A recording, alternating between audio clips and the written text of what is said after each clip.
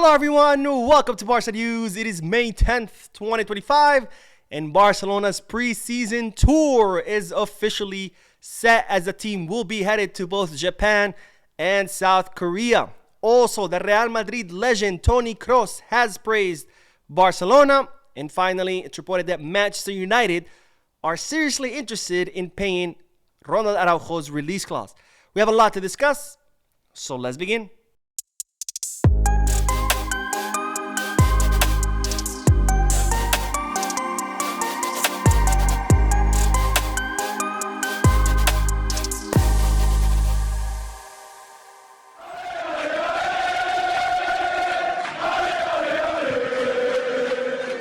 Hello everyone, welcome to the channel. My name is Mo, and we'll begin this video with the news that FC Barcelona have finalized their preseason tour this summer, as the team will be headed to both Japan and South Korea. Now, Barcelona will play one match in Japan, two matches in South Korea, and the preseason will last between the dates of July 21st until August 4th, where Barcelona are expected to net 15 million euros, which of course is not as much as the 50 million euros that Barcelona would have made had they qualified to the Club World Cup. But 15 million euros is still a pretty good amount, and especially when you take into consideration that it's only going to be 3 matches, they're going to be friendlies, so not a lot of intensity, lots of substitutions, rotations. There's going to be a lot of youngsters from the academy playing. So 15 million euros for the players not to get exhausted, not to have to play a month-long tournament right after finishing the season.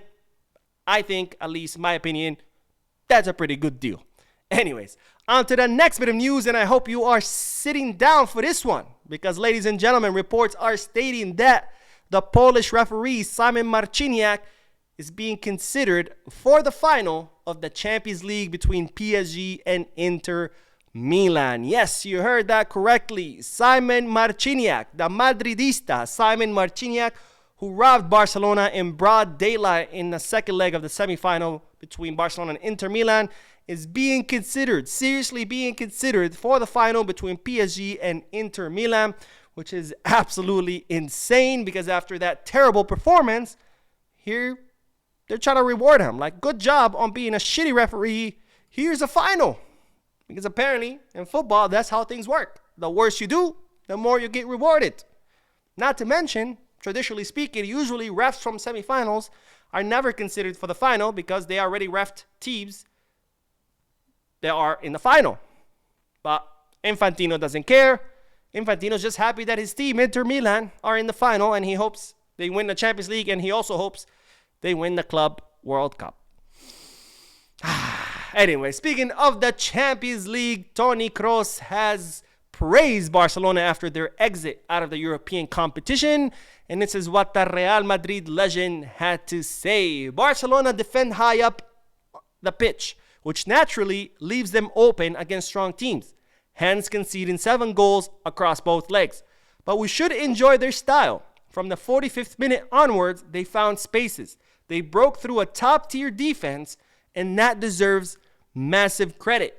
In the first leg, they were trailing 0-2, and in the second leg, they were also trailing 0-2. And usually, against Inter, you can't come back because they have a very strong defense. But when you watch the way Barcelona plays football, you have to give a big salute to Hansi Flick and Barcelona. I repeat, you have to give a big salute to Hansi Flick and Barcelona for this performance. This is a high level of collective and individual quality.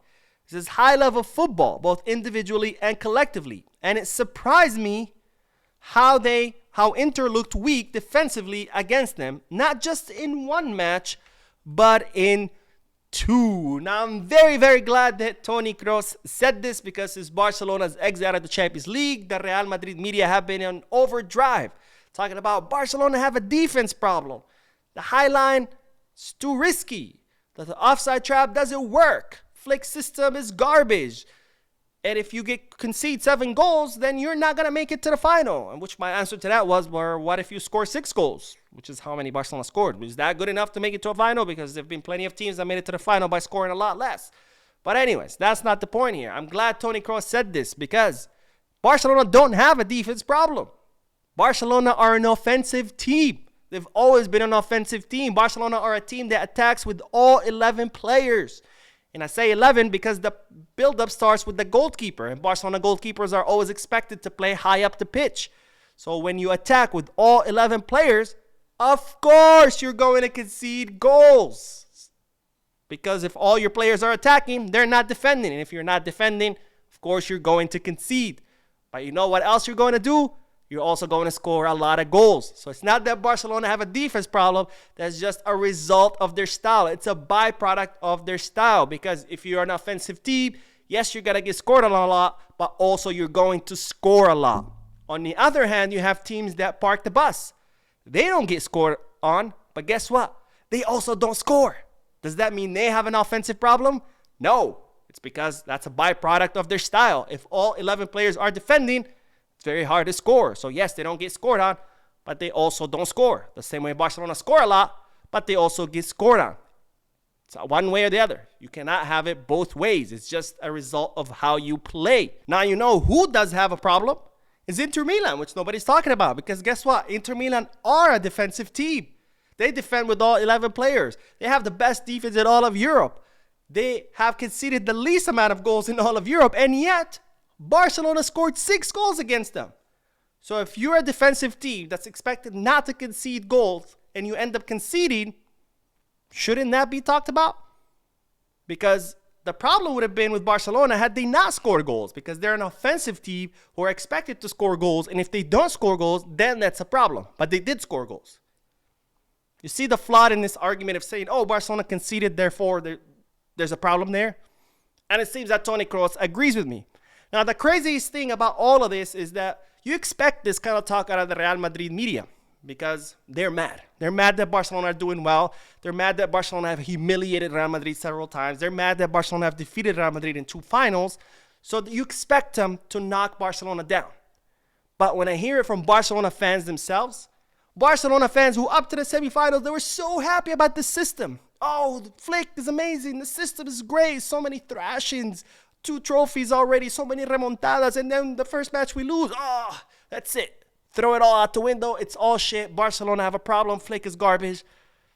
And yet here we have a Madridista, a Madrid legend, one of the best midfielders of our time, telling you, no, that's a great system. You have to praise it.